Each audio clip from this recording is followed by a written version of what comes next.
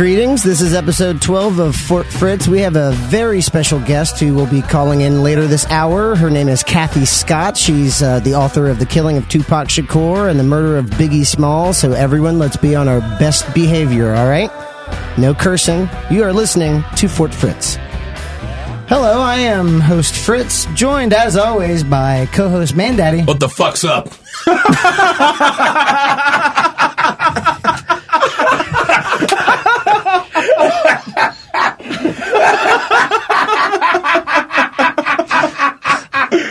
Not too much. Yeah. Not too much. Kaz. Hello. And Nick Spry. Sup. And we have actually done a little bit of a late spring cleaning or early summer cleaning, I guess, at this point. It's pretty much just summer now in May, Florida. yeah, it's pretty much just cleaning. Diving right into summer. Just cleaning. We're just cleaning. Okay. No season attached. And we happened to stumble upon this room. I think Nick was the first one to find it. Yeah, I was just cleaning this. There's like this little tea tray over here, and I lifted up one of the teacups, and this wall slid back. So Ooh. it looks like it's a really small room, but it looks like nothing but Saved by the Bell fan memorabilia. What? Yeah. Nice. Some also still in its original packaging, like this one. Yeah. Look at that. Amazing. And Where's the Kelly Kapowski stuff? That's Come on. Where's the what I good was thinking. stuff? Yeah, I haven't found it yet. Felix is full of surprises. He really is. He was an eclectic fellow. For Yeah, sure. it's man of many, many talents and many, many hobbies and interests. Look over here. It's just a rack of looks like books and CDs of different countries' versions of the theme song. I saw Nice. that. There's like, some what? deep stuff in here. Hey guys, check this one out. Look, this is like a movie by Dustin Diamond. I don't know what it is. No, don't put that in. That's the creepiest thing we've ever talked about on this program. What? Dustin Diamond. What just happened to the room? Did you pick it up? Is there something attached Did you pick to it up? Yeah, it's Put it back. Put it back. Oh, that's, whoa. Put it back right now. Put All it right, back. I'll put it back. Put it back. It doesn't seem like it stopped, though. The room is growing or something. What is this? Now it stopped. Okay. Well, that was interesting. It's a little darker back there. Maybe we need a light or something so we can kind of illuminate what the rest of this is. I'm sure there's a blowtorch somewhere. Up right here. I got the torch. There it is. It looks like, and judging by the design of the room, it looks like a hangar of some sort. Yeah, this is pretty big, man. Yeah. The ceilings are high. How did it... Weren't we just in a closet? Just look at this. Just rows and rows and stacks of crates and plastic gloves. What is this? More like Murderabilia. Oh my goodness! Did you just come up with that? I did. Wow. Really? TM. Did you? Clever. You're IP. a clever girl. From now on, whenever I say something brilliant and no one's around, I'll just go IP. IP?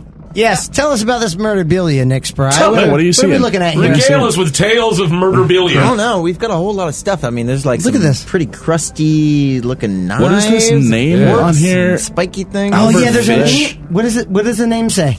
One says Albert Fish. Albert Fish. That's a serial killer. I don't even. Ooh, okay, let's move on. Let's All right, move let's keep going. Keep going past this one. Past this one.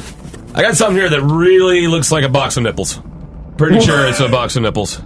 Is it a belt like- made of nipples? It's that looks like that's in there too. Baby bottle nipples? It looks like people nipples. People nipples. Human nipples. Human people nipples. All right. And it's labeled Ed Gein.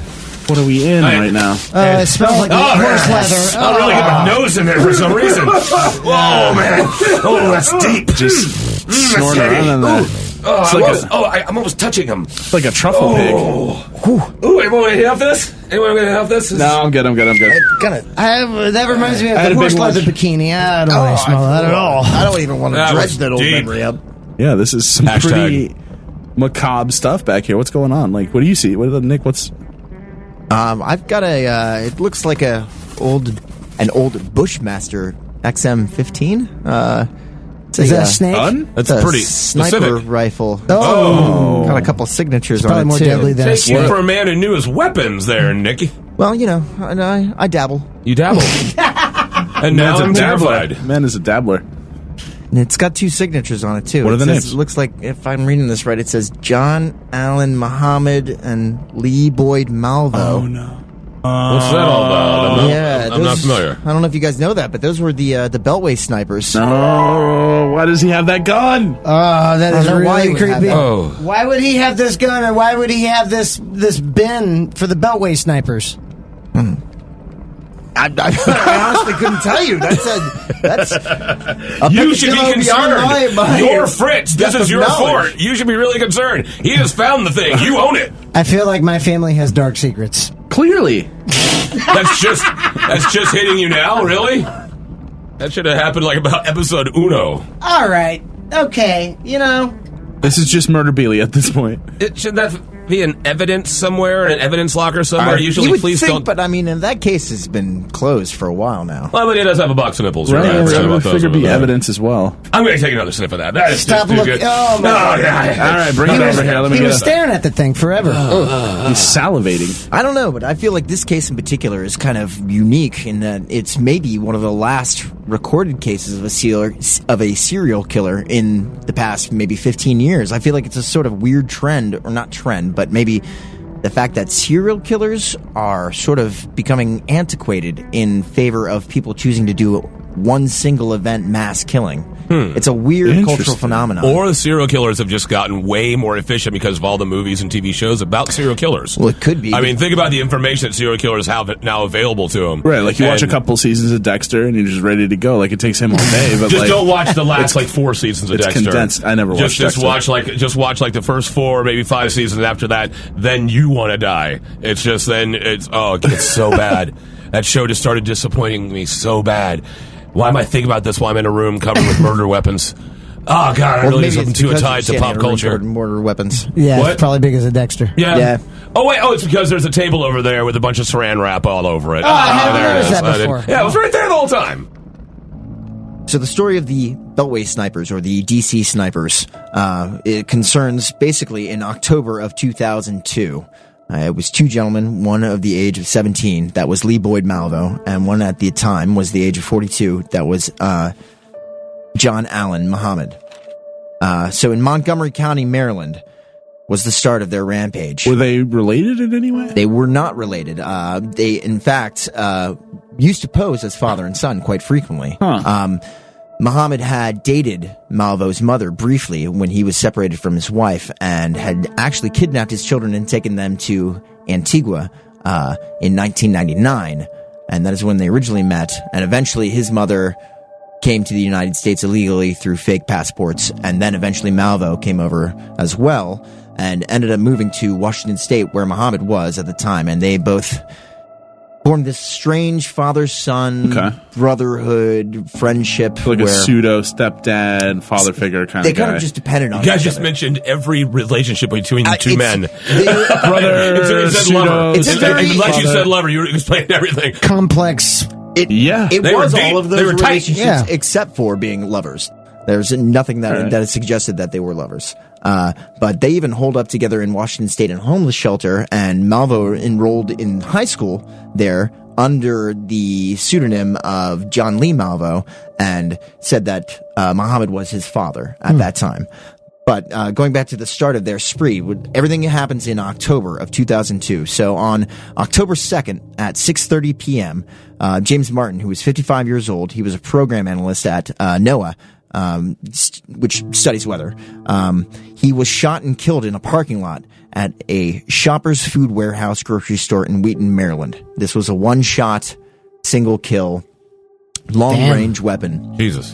The next morning, all within basically a 2-hour time span, October 3rd, 7:41 a.m., James Sonny Buchanan, he was a 39-year-old landscaper. He was shot and killed, again, 1 bullet, 1 kill, while mowing the lawn of an auto mall in Rockville, Maryland. Not even, basically a half an hour later, at 8:12 a.m., Prakumar Walekar, a 54-year-old taxi driver, was killed in Aspen Hills while pumping gas at a mobile station. And They're all this is dying doing the most maybe- mundane things. This was That's just a so couple horrible. You miles- just go, and you know they're going through their day. They got so much on their mind, and then there's nothing on their mind. Right. This was just a couple miles down the road from the last sad. kill. And then, about a half an hour later, at 8:37 a.m., Sarah Ramos, a 34-year-old housekeeper who was actually a law student in Latin America and moved to the United States, working as a housekeeper. She was killed while seated on a bench outside of a bus stop when she was just reading a book at the Leisure World Shopping Center. Jeez. And then about an hour and 15 minutes later, at 9:58 a.m., Lori Ann Lewis Rivera, she was 25 years old, was killed while she was vacuuming out her Dodge Caravan at a Shell station in Kensington, Maryland. And so 4 murders in this short period of time basically put the police on high alert. They were getting all sorts of confused reports. This was all just one day? This was the morning of October 3rd, 2002. 2002, wow. This had all happened in a morning, so it basically threw everything out of commission. It increased their murder rate by 25% for the year in one day, in one morning. And then, in the same day, still October 3rd, 11 hours pass, and at 9:20 p.m. that night, Pascal Charlotte, a 72-year-old retired carpenter, he was killed while crossing the street in Washington, D.C., just barely over the Montgomery County line. So officials thought that maybe the killer was trying to push into a larger area. They didn't really have any connection yet. Everything happened so quickly, they couldn't draw any connection between victims. It was apparently random, which it turned out later to be that it was entirely random. Wow. And each victim, they had figured out by the evening of October 4th that each victim was shot and killed by a single bullet. It was a long-range weapon. They said that it was probably taken between 1 and 200 yards away, in very public places where no evidence was left behind. There were no casings. There were no witnesses. People just described hearing shots and seeing people inexplicably injured in front of them. People reported hearing the gunshots, and one witness sort of said that they saw a white box truck. And the news latched onto this, and so everyone became frantic looking for this. This is the Isuzu box truck. Yeah. So word is spreading extremely quickly, and the chief of police at the time of Montgomery County, Charles Morse, he institutes a code blue alert for schools. Just high alert, and people were encouraged to keep the children inside at all times, but he assured them that the general public, he assured them that their children would be safe. So also by the evening of October 4th, 2002, Caroline Sewell, she was shot and wounded. She had been shot earlier that afternoon at 2:30 p.m. in the parking lot of a Michael's Craft store. So the police had actually figured out by that evening that the killer, due to ballistics forensic tests, was using a .223 caliber rifle. Many suspected that it was a Bushmaster. Like the one you have right there in your hands. That is autographed. I should That's autographed. I should probably put it away. Yeah. Put it away. Shake that one off. Shake that one off. So a weapon like this, though, the bullet travels at 3,400 feet per second. And the bullets that they were using were hollow point bullets, which I don't know if you know anything about those. Yeah, but once as soon as they hit something that has more density than it mushrooms out and it causes more damage. That's correct. Small hole in the front, big hole in the back. That's exactly right. It's any first responder's nightmare. So that weekend passed without incident, and the public was by then gripped in the throes of panic. But that Monday, on October 7th at 8:09 a.m., Aran Brown, he was a 13-year-old boy. He was shot in the abdomen as he arrived at Benjamin Tasker Middle School. So this is a kid? Just taking out a kid? A 13-year-old kid. God, talk about soft targets. Yes. Jesus. His aunt, who had dropped him off at school, was still there. This happened immediately after he had left the car.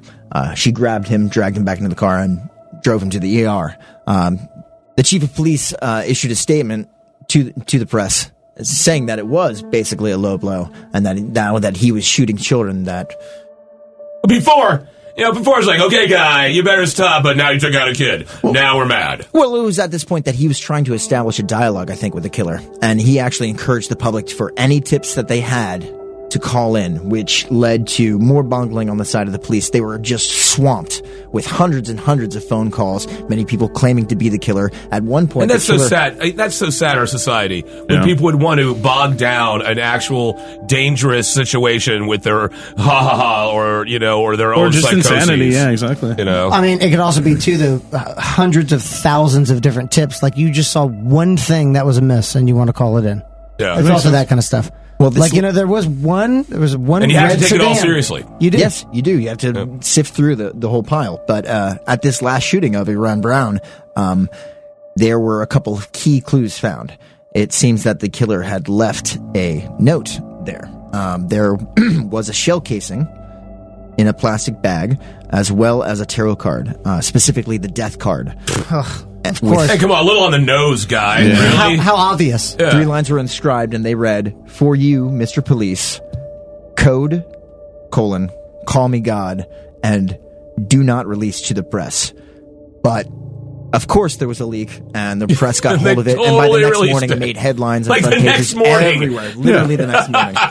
But with the frenzied media coverage, things started getting out of hand, and people were sure that the killers must be responding directly to the statements of the police. Obviously, he'd shot a child after the chief of police had said that your children would be safe. So now they think he is keeping tracks of what's going on in the media. So on October 9th, the pattern changes again. At 8:18 p.m., Dean Harold Myers, he was shot dead, pumping gasoline at a Sunoco station in Prince William County, Virginia. And then, 2 days later, again breaking the pattern, October 11th, 9:30 a.m., Kenneth Bridges, 53-year-old businessman, he is shot dead pumping gas at an Exxon outside Fredericksburg, Virginia, 90 miles south. Just trying to get to work, you know? Also, just these are stationary objects. Yeah. How long it takes you? About maybe 2 minutes to pump gas. You're just standing there trying to look svelte for anyone who might be looking. You know, you're just sitting there pumping some fire fluid into your car to get somewhere, and now you're... That is the easiest target you could possibly hit. Someone just standing there and not even Just paying someone attention. standing unaware of any dangerous situation. Disgusting. Well, the public flipped And out. weak. There were a lot of gas stations were putting up tarps at the time to cover up the view ridiculous. of people Yeah, pumping that is gas. Or ridiculous. people were noted to get inside their cars and pump gas. There's reports, you can see interviews on the news of people describing just how bizarre people were acting out of fear. Like, they would bob and weave on the sidewalk. No one would ever really stand still. God. It was Serpentine while you're pumping your gas. Exactly. Serpentine!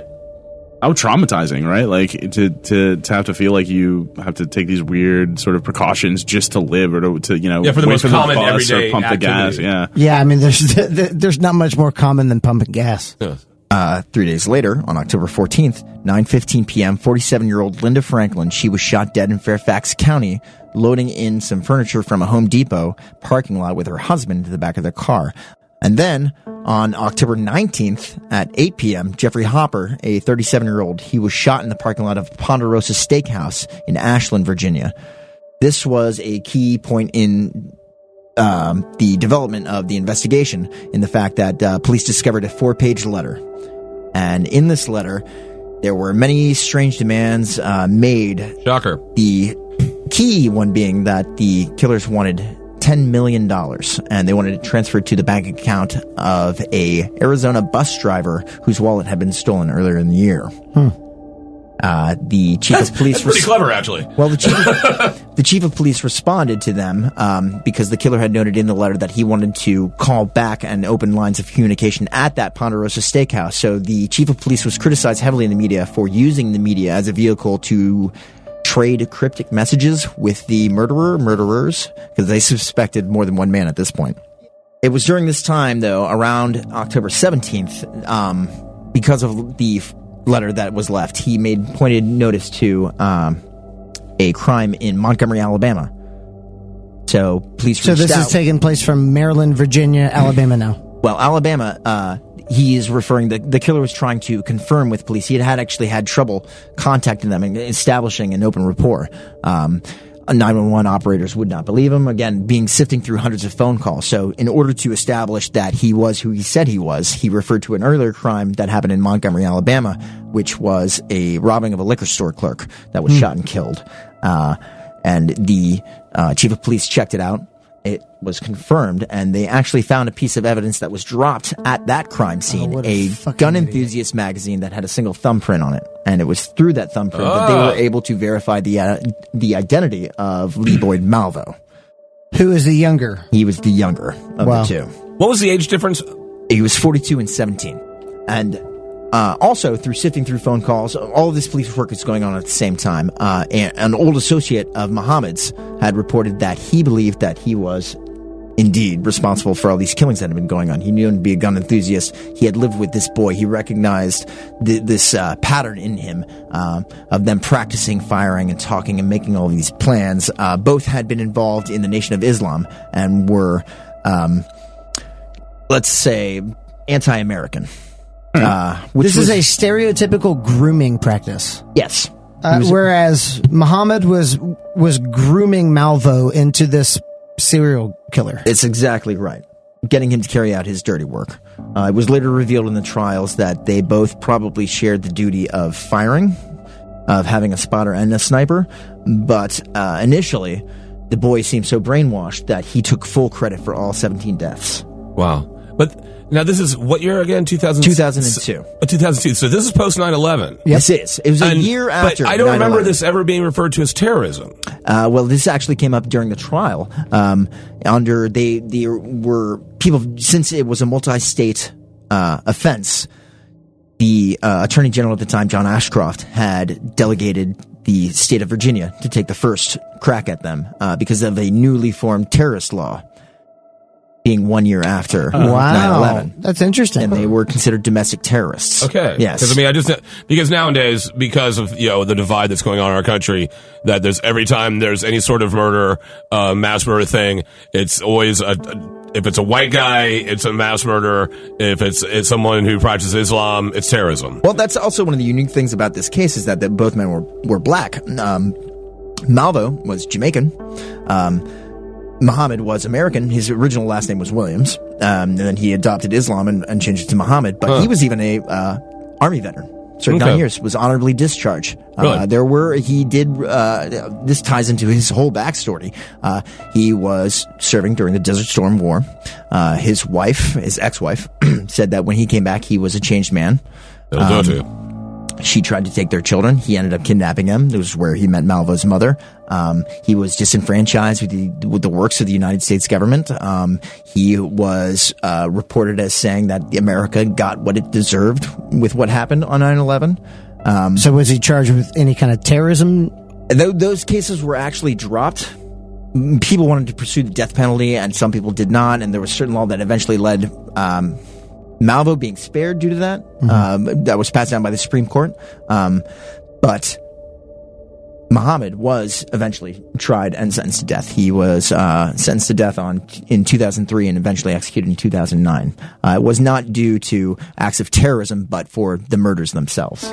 Wow. So you're saying Felix has all this stuff? He's got all this stuff. He's got a lot of heavy stuff here, man. He's got a gun that's signed by these two dudes. Jeez. That's like, there's only one thing worse is a brony. That's a bad fanboy. It's like either a murder fanboy or brony. I don't know. They're all kind of creepy to me. And plus the whole Bayside High thing going on. You mix that with the murder. It being behind the Saved by the Bell thing, I think increases the creep factor for sure for me. Like if it would have just been its own room of Murderabilia, it would have been par for the course, right? It would have been like, okay, there's the Murderabilia room.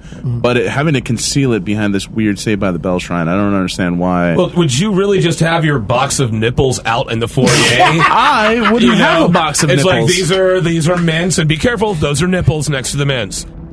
You guys want to hear how they were caught? Oh, yeah. Kinda. They were asleep in the back seat of their 1990 blue Caprice, a Chevy. Really? It seems like the most of all the people pumping gas, getting shot. That's the most mundane. No chasing. No. That's the basic ass way to get caught. It was just because the thumbprint. And well, that led to other confirming. Yeah, no, basically because of the thumbprint. Yeah, and DNA on the bag. And it's just solid police work. Yeah, solid police work to take down some really. Oh yeah. And what was their final manifesto? Why? Yeah, what happened? Well, Endgame, most people agree that Muhammad was actually probably dragging things out into a brilliant strategy, actually, of murdering random people, and then eventually he was going to have his ex-wife murdered so he could take his kids back, and no one would put it on him because it was just some random murder as a part of this serial killer spree. I did not see that coming. So definitely premeditated. Yeah. Definitely. Definitely. It wasn't like 12 people and he's like, know how I could use all these dead people. You know? No. What was his final body count? There were 17 deaths and I believe 10 other injuries. Wow. All right, well, let's take a little break and clear the cobwebs. Take a Silkwood shower after that. You are listening to Fort Fritz.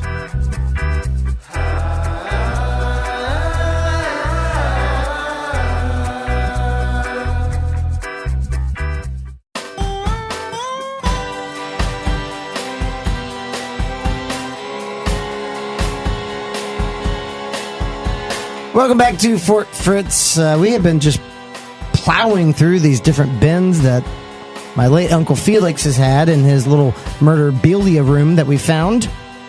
Plowing sounds way more like woo murder stuff. You know, I mean, it should Let's be more throw like, it. Let's like more like we're Gently selectively going sifting. through and Cautiously pawing through with this our gloved Murderabilia. hands. I don't know. I think this is a murder plow he has over here. It's like a blood encrusted plow. It Yeah, looks that like is a murder plow. So we're actually doing a It's murder a plow, plow. plowing Yeah. through the murder plow. Well, I with kept a murder telling you plow. guys I was going to plow through it. You haven't heard the machinery?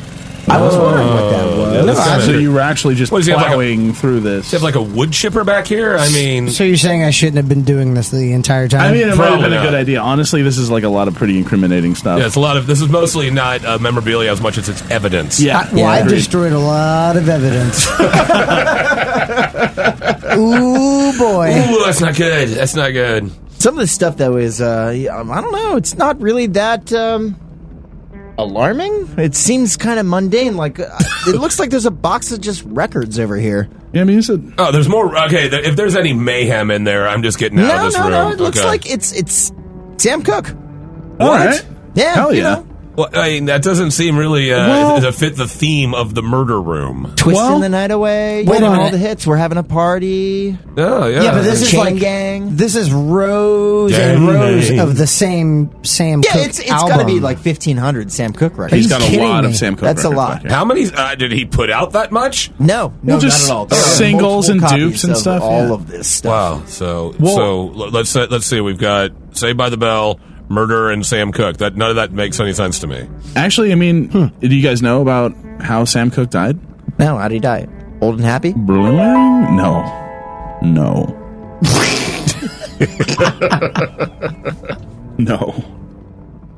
Sam Cooke died on December 10th, 1964. It might have actually been December 11th in the wee hours of the morning. How old was He was 33 when he only died. 33.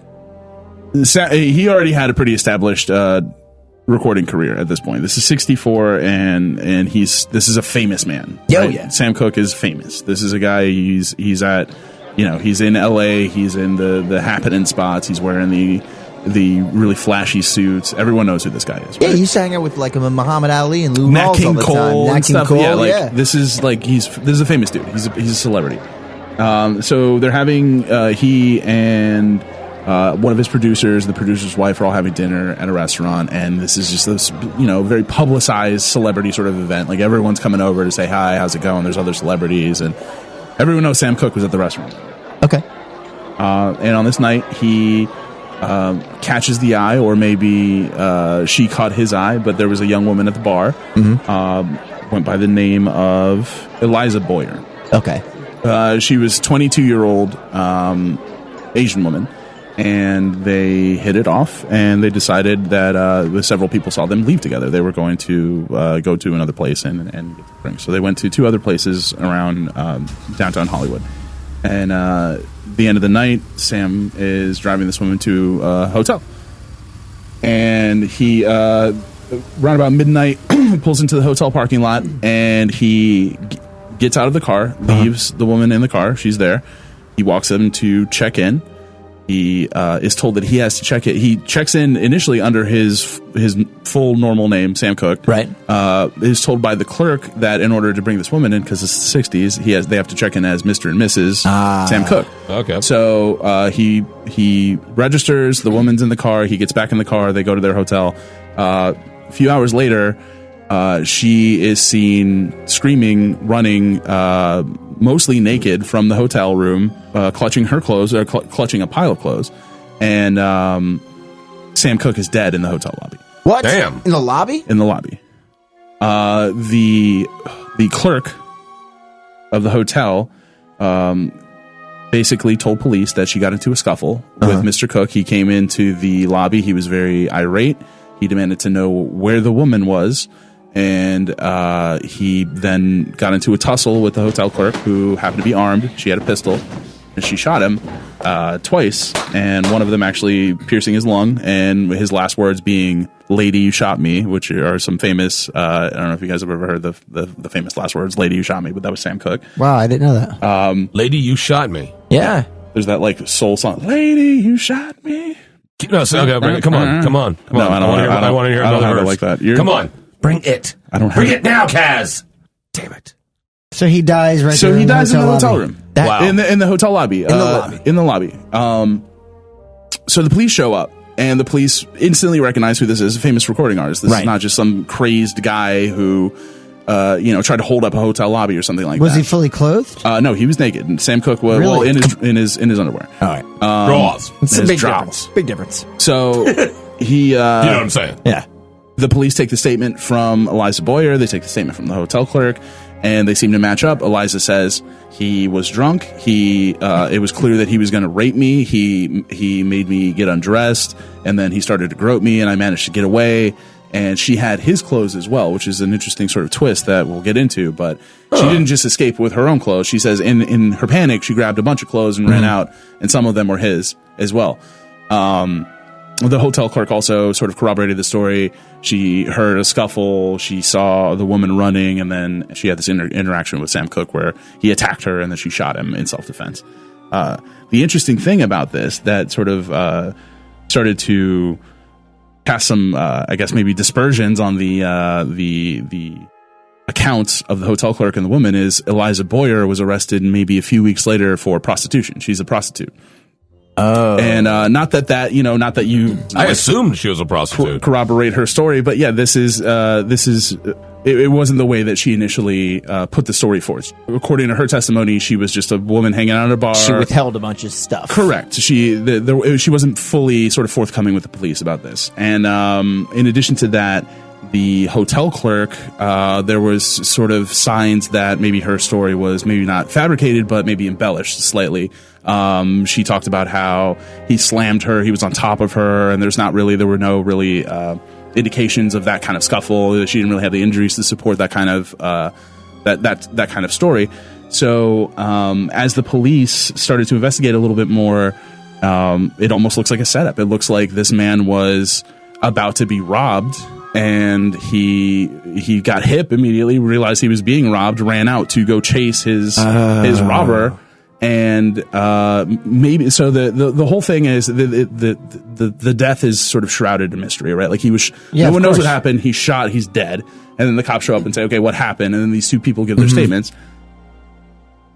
The story is he ran out aggressively, quote unquote, aggressively pounding on the window and the door, demanding to be let into the hotel lobbies in the middle of the night or early morning. So was this a motel? So their room was outside of the lobby. Yeah. Correct. Gotcha. Correct. Okay. Yeah, it wasn't. Yeah, this was he took her to a motel, right? All this is as you would. Nice delineating it's the good. difference between a hotel and motel, because there is a difference. Yeah, there is a difference. Absolutely. Yeah, definitely.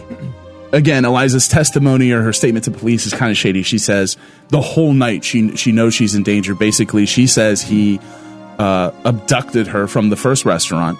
She doesn't mention that they went to two other places afterwards to get drinks. Well, if he was out of his mind with alcohol and he was super drunk, that is dangerous. She probably felt like she was in danger. If he's just cruising down the interstate in his car with her just kind of like as a passenger, then that's abduction. It's like what else could it be besides just crazy? What do you mean out of your mind with alcohol? I've never heard of those terms. What do the you mean? woman, she had some inconsistencies in her statement with the police. She didn't tell them about the other places that she and Sam went to that night, which were two other places.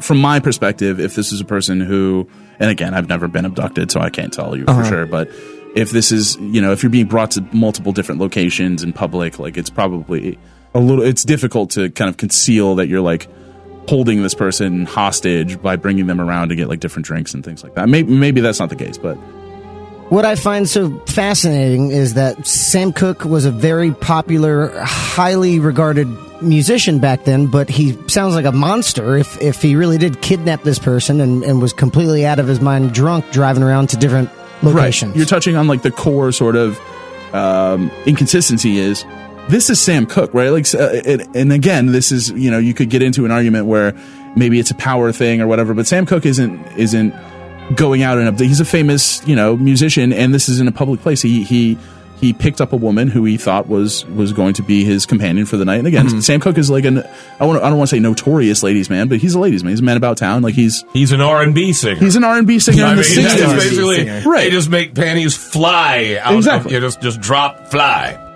The story of the clerk seeing the woman sitting in the passenger seat of the car after Sam Cooke got up, left the car, went in to go register. This woman sits there and waits to be brought to the hotel afterwards. At some point, like a well-behaved hostage. Right. At some point, she decides that she's had enough. Nice. It's always nice when they just chill out, Right. You may get out of here alive, just shh. But, okay, so, yeah, if she was picked up as a friend of the night, right? Friend of the night. Friends of the night. And she saw maybe in his wallet, let's say he's like, here you go, here's this amount of money. Mm-hmm. So she's like, okay, and then maybe she saw that would also corroborate the whole robbing story. Well, again, how much money did she have on her? Sam Cooke brought her to a motel. Right. In, what is it? The Hacienda Motel, which is, they do hourly rates at this place. This is not like a nice... Gotcha, right. Yeah, this is not like a nice place. $900 an hour. This is actually... What hotels are you going to? Sam Cooke hotels. What do they do to you there? You come in, you walk out, you're a year younger. I make sure to get a shrimp cocktail while I'm there. Are you kidding? I'm getting all the shrimp. Yeah, they'll give you at least 2. I'm going to eat it like a baleen whale. So yeah, it was 64. So it was $3 per hour for the night. Oh, that's good, right? They did find that again, her story was that she collected a bunch of clothes and ran out, but she also somehow managed to collect Mr. Cooke's cards and money clips. Right. Just by accident. It could have been an accident. So the sort of I guess Occam's razor version of this is people think that this is she was a friend of the night. Mm-hmm. Yeah, friend of the night. She was a friend of the night. IP. Throwback. TM. And incidentally, who Mandetti's band will be opening for in Tampa. Hopefully Tampa. Friend of the night. Maybe something in DeBerry with Friend of the Night. That sounds like more of the DeBerry gig. It's such a DeBerry gig. So it just says DeBerry. Hey, nothing. DeBerry listeners, nothing against you guys. We love you. Like, if you want to call in. Well, we haven't seen stats yet for DeBerry, so if you're DeBerry, call us at 570-478-3789. There's nothing funny about DeBerry. There is nothing funny about DeBerry. It's a very serious town. They do a lot of good work. All right, guys, now we're getting texts in from the texting service. A lot of DeBerry fans. Oh. Represent. Represent. Hey, represent. So yeah, it's to me it was a very confusing, sort of convoluted thing. Obviously, some shady stuff went down that night, right? Like we got Sam Cooke picking up an Asian hooker, and then he is shot in a hotel lobby in like a seedy motel downtown. I have a feeling LA. that's happened. Those two things. That's not the first time those two things have Yeah, happened. maybe it's just the most high. Hooker, Asian or otherwise, shot in hotel. You have no proof of that. What a sad, though, and ultimately disappointing way for Sam Cooke's chapter to end. Absolutely. I mean, and what a sad final chapter. Right. I mean, the guy was, extremely famous during his time, which is kind of unheard of for, R&B singers. It's, it's one of those, you rediscover them later. Like, he was enjoying his fame in the 60s, and it was a sad way for him to go, for sure. He had one story where it was him and his brother, and they were on their way to the record studio, and they passed this chain gang, and they actually stopped and asked, would it be okay if we bring these men something? And the warden recognized him but didn't say anything, and goes, I suppose these men might want that. They went to the nearest exit, got cigarettes and Coca-Colas. Wow. And Nice. they came back. Here's some poison. Yeah, they were like, would you mind? Would you mind if these men stopped? And the warden was like, I don't think they would mind that at all, Mr. Cooke. And then he spent like 20 minutes just like, here you go, everyone. Shooting the shit with And the then was chain just like, gang? That's Talk awesome. to me. And like a couple months later, they came up with the idea of the song. that's the sound of the man working on the chain gang. No shit. I don't think there's anything else here to see, so let's just head on back here. I don't know, Yes. guys. Or Speaking of spooping bingo, them. like you're talking about a bingo scorecard. Look, did you notice that there's like this 25-foot mural that looks like a scorecard, and it just says Fritz and Felix next to it, and has all these attributes, and some of them are marked off with X's. no, and Is others. this like no, I Dungeons and haven't- Dragons? Is like It's what we kinda did okay. D&D No, things? it's Psycho's more like character a sheet. scorecard, like not like strengths, but like this top three. This is definitely the McDonald's. All right, guys. We nothing to see here. Show's over. No, Wait. These first three. Turn off the lights. All right, come on. Look, all right, get it over with. The first three here are like the McDonald's triad. You know, it says arson, bedwetting, and animal torture. Those What are all- McDonald's do you go to? No. You know The fun one? old McDonald's. At a farm? Yeah, but those are definitely traits of psychopathy. How does Felix stack up there? How many has he got? He's got quite a few.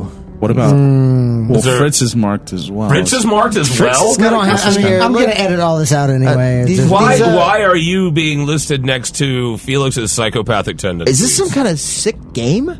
It could be. And, now that I'm thinking back on it, I do remember this room.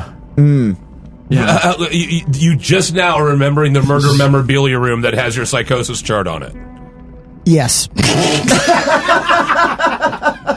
Remember murder? And I know how convenient that sounds. Yeah, but that's kind of. yes. That's kind of. That's Okay. not. That's okay. Well, so let's wrap this up. I don't want to be in This Guys, is. I don't. It's a little dark. What are you seeing, Nick? Well, like the first one here definitely is bedwetting, and like Felix's has like it looks like half an X, so like a line, almost like a pickup in a bowling game, like a but tick. yeah, All you know. right. Like a and tick. Fritz's has this massive. The whole thing is almost filled. It's just This is a covered with fat X's. black X. Wow. It was the 90s. What type of 90s did you live in? I mean, I did a lot of drugs. I didn't do a lot of bedwetting. Well, I mean, sometimes the drugs would make me wet bed. But other than that, you still wet the bed? I mean, it was pretty much elementary, middle school, high school. But yes, I do. I still do? Well, I do. I can't control it. Sometimes it's a comfort thing. I've heard of that. It's like a way to kind of maintain control. Just floating in a little puddle of you? So there's a little actually over here. There's a side chart. This is just looks like names of animals and then a grid of X's. Okay, guys, we don't need to look at this anymore. Dude, Come on, what? let's just- What is it? It's Fritz? it's a tortured animal chart. Okay. Okay, and how no. many ticks are on the Fritz side? I have a half one. Yeah, he's only got Nick a half can one. corroborate. Yeah, it's a half a kangaroo. What? Dude. You tortured a kangaroo? I tried to fist fight it. It But- knocked me out. It knocked me out. Yeah, if the kangaroo But did won, you then, initiate the fight? Did you just go looking for kangaroo fighting? I did. I said it wasn't a real man. What are you, Russell Crowe? But Felix appears to have every damned He's fought everything. animal. Rattlesnake to I don't skink. even know what some of these shadows are. He beat up a Jabora. What is that? He molested an okapi. What? Oh no. He fondled a platypus. He donkey punched a wombat. Oh, God. Well, wombats, I mean, they're And- pretty. Oh my God. He fucked a Belgian. Oh God, what was with this guy? Okay, this is just way too much to take. Okay, no, Fritz, you get over in the corner. We need to told you- sequester. No. told you You we need to shouldn't get over be in there. there. There's something wrong. told you Once we again, should we need to find out what's stop. going on with Fritz. All right, we're going to take a little break. We're going to be back to figure this whole thing out because this whole murder memorabilia room and the psychosis chart with Fritz on it is just a little bit too much to take. I'm Man Daddy. You got Fritz. We got Kaz. We got Nick. We're going to take a little break. We'll be right back. You're listening to Fort Fritz. What the hell, Fritz?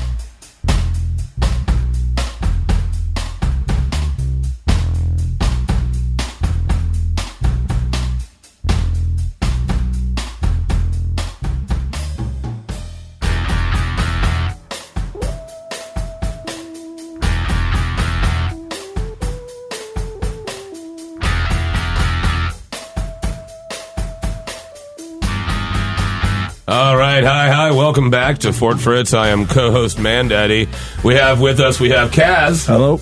We've got Nick Spry. Yeah. And we've got the man that's kind of the corner right now, Mr. Fritz. Let me out of the corner! He needs to stay in the corner right now. We've always had a lot of questions about him. We got more questions tonight. We discovered a wall inside a room of murderabilia that showed a rate of psychosis between Felix and Fritz, and it seems that Fritz might be on the dark path that Fritz went on. And while I'm looking at a skeleton hanging from the ceiling, literally, it just really makes me feel that this room there's a lot we need to learn about the Fritz family line. Yeah, so what of it? Yeah, I'm not as scared of you no more. Yeah, you've made that abundantly clear. To your credit, you say that you have someone that's calling in that's actually kind of an expert on the topic of psychosis and criminal behavior. Is that true? Yeah, can I come back to the mic? Okay, go to the back. Yeah, can let him come back. Still in timeout. Guys are dicks. Whatever, yes, psycho boy. I do. I have somebody calling in. Somebody who I think you guys might actually enjoy listening to. Oh, okay. All right. Well, that's a bonus. Who you got? Intrigued, are ye? Indeed. Our guest tonight is Cathy Scott, who is a Los Angeles Times bestselling author, investigative journalist for the New York Times, Reuters, and is probably best known for authoring The Killing of Tupac Shakur and also The Murder of Biggie Smalls. I'm happy to be here. Thank you. Now, you're the consultant on the crime book that DK Penguin Random House has put out, correct? It's a great book. They did a beautiful job on it. Oh yeah, it definitely is. It's broken up to a lot of very color, and there's so many graphics and photos and little factoids. But it breaks it down concisely. It's great. Nice guidebook. What was it about crime? And this is a topic that you've been writing about extensively throughout your career. What was it about crime that just drew you in? Was it something there from the beginning?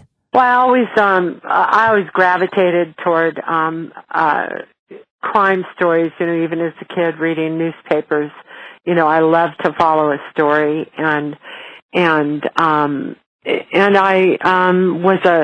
I started out as a reporter and just covered general assignment. It was a small newspaper at the beach. I lived in San Diego at a beach, and the DEA came in and did a drug bust at a house, and I was hooked, absolutely hooked on crime. That was my first crime scene, and I just find it fascinating, probably like readers do, but, I love digging and I love research, especially when it comes to documents, and then interviewing people and getting to the bottom of the story and laying it all out so the reader can make their decisions one way or the other, who they think did it.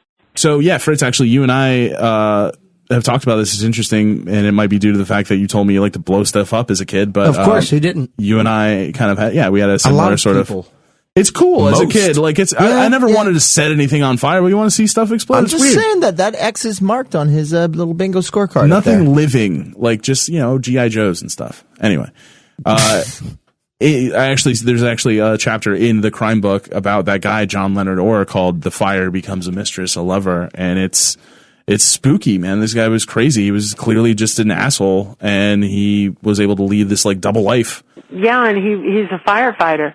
He was a firefighter. They come in unsuspecting shapes and sizes, don't they? And in what business did he get into? He got into the business of fire, but instead of trying to fight them, he was starting them. And I had a house fire myself. I experienced it in 2014, and I would not wish a house fire on my worst enemy. It's not fun to go through, and it's dangerous. It's frightening. And then once the dust settles and the soot, then you've got a great big mess on your hands with cleanup and then the insurance companies and rebuilding. Look at him and kind of the psyche and what goes into it, and thank goodness he got caught. Yeah, and I mean it's crazy. Like the little homemade incendiary device he made it's like a cigarette with matches, taped to it with a little bit of extra paper, and according to this book, he used to throw them into piles of pillows at department stores and start the fires that way. And apparently set over 2,000 fires. Wow. And single-handedly affected the annual fire rate of an entire state. What? Yeah. This guy was prolific. Yeah, it's just unbelievable. And it's just, something in his head at some point. He obviously got I've been asked this before, but what drives them. There's a thrill. There's a thrill to it, and that must have been the thrill that he got. There's a thrill supposedly in killing. Plus, once they get away with it once, then twice, then 3 times, their confidence increases, and it makes them feel almost empowered to continue committing the crimes. And boy, did he commit a lot. In 2014, I went out to LA with my band, and we're a punk band, and we act like aliens. But one of the first things that we wanted to see was the Lloyd Wright masterpiece, the John Soden House. And I can remember this kind of sense of awe, but like respectful creepiness about that place. And it was once owned by a Dr. Hodel, and Elizabeth Short's murder was almost surgical in nature. Can you share your thoughts with us as to whether or not you think the Black Dahlia murder occurred there? Well, I covered that story, and I think there are different schools of thought on her. That she was around. She stayed with a man who had several different women living there as well.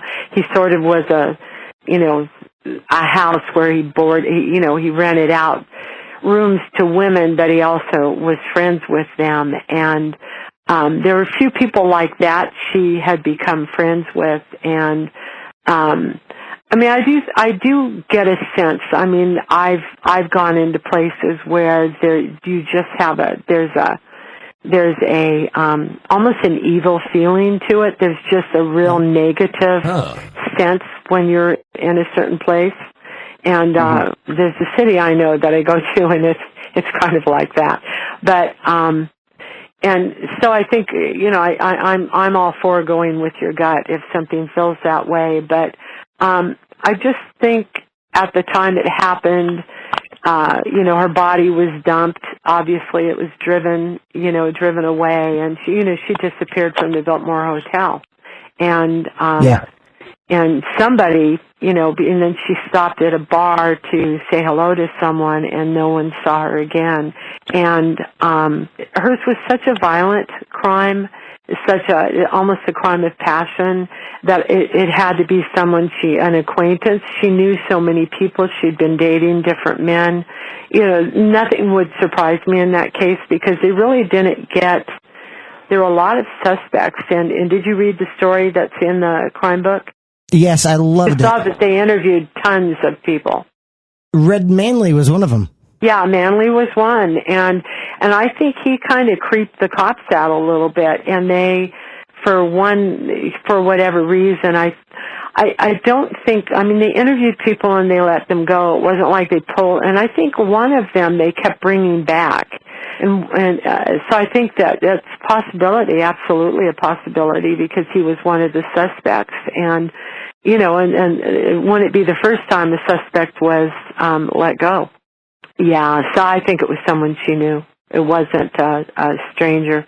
One of the things that, reading through the book, that seems to be a common thread when it comes to certain murders is that there's a posing of the body, that after the murder takes place, that they will take time to actually set up the scene for when people show up. So it's almost like they have this need to not just control the death, but show that they have control even past death, that they are controlling everything to basically own the entire essence of the person. Yeah, they feel a certain ownership over the body. It's like their trophy.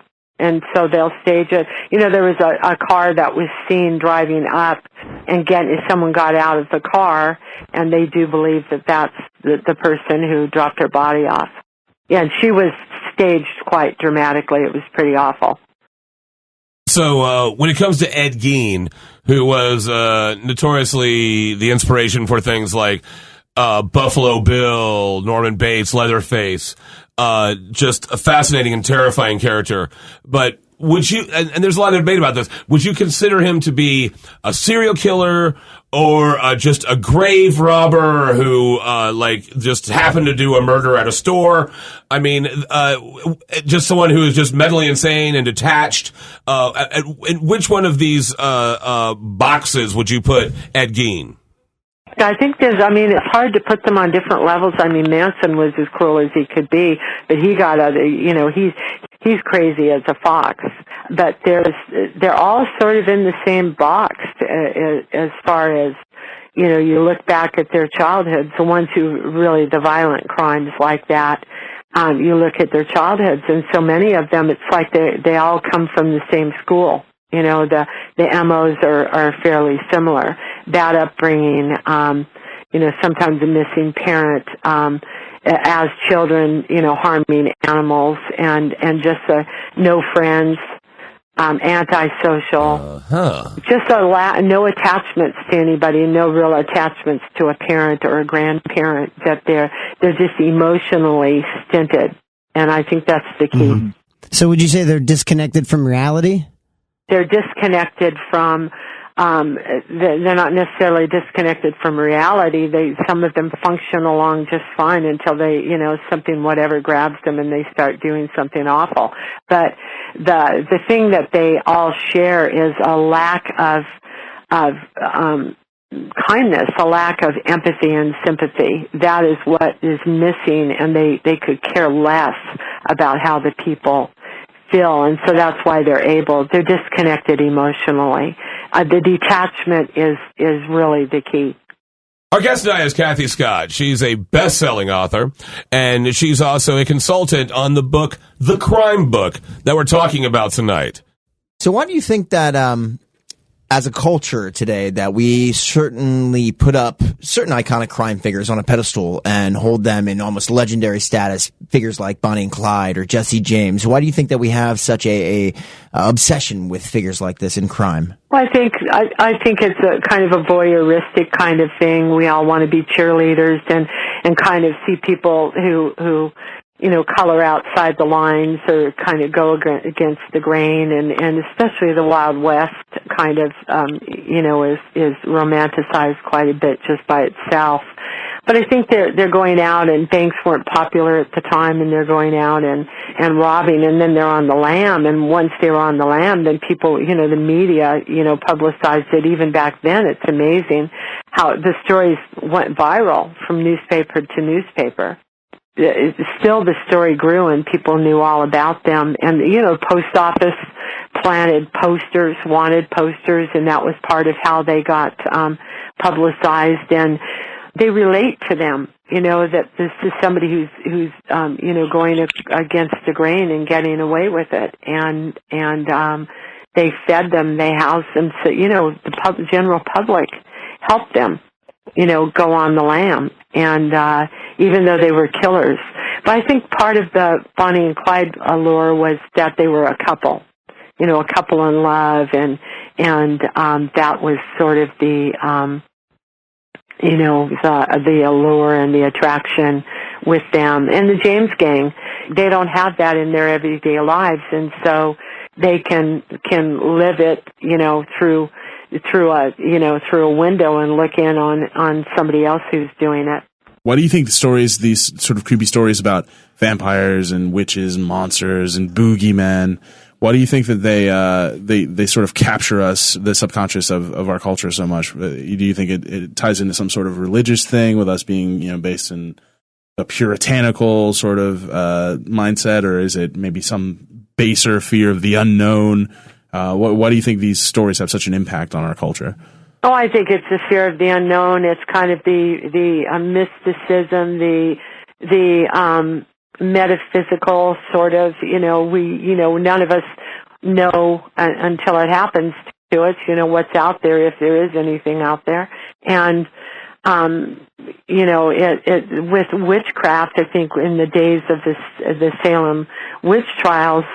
If you were mouthy with someone and or you were unpopular with your local community, they'd turn around and call you a witch, and pretty soon you were ostracized and you were sort of banished from the group, and that happened quite a bit. So, was it true or wasn't it? We don't know.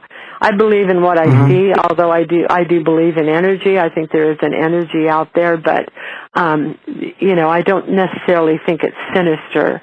All right, one last question. After talking about evil energies and different psychopathic tendencies and what you've heard now talking to Fritz, would you say that he has any of these tendencies, and is he at all creepy? Oh, come on. That's too much, isn't it? Leading question. Come on. A psychopath? Well, based on my conversation today with Fritz, you never know about the people you work with or the people you're around or tendencies, but he appears to have some. A little creepy. Damn!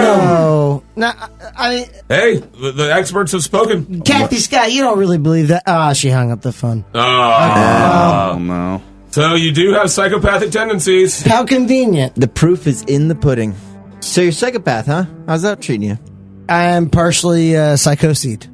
That's okay. This has been pretty fun. You can hold down a job and, like... Thank you so much for listening to episode 12. Anything you want to say, Nick Spry? No, you want to go get some food? Let's go do this. Go hit the Yeah, chicken let's go joint. get some food. Kaz, you want to go get some food with Nick Spry and I? I'm down, yes. Man, Daddy, you want to go get some food with Nick Spry and I? Pardon?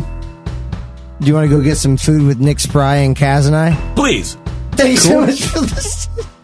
Thank you so much for listening. We love you. And a very special thank you to Cathy Scott. Thank you, Kathy. Yes. Thank you, Cathy.